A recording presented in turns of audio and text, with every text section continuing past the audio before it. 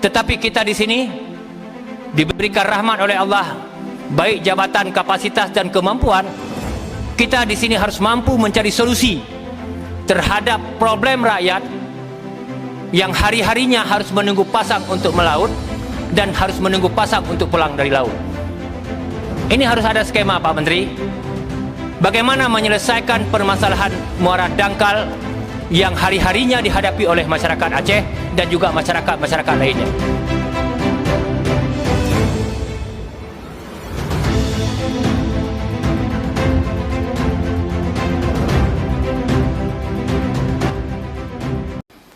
Yang terakhir, Bu Ketua, kembali pada rapat ini mengulang apa yang pernah berulang kali kami sampaikan di rapat sebelumnya, bahwa permasalahan kedangkalan muara bukan hanya terjadi di Aceh, mungkin di hampir seluruh Republik Indonesia.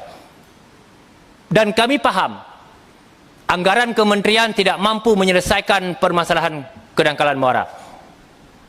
Tetapi kita di sini diberikan rahmat oleh Allah, baik jabatan, kapasitas dan kemampuan.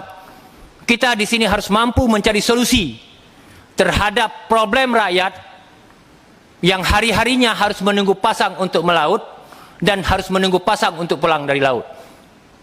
Ini harus ada skema, Pak Menteri.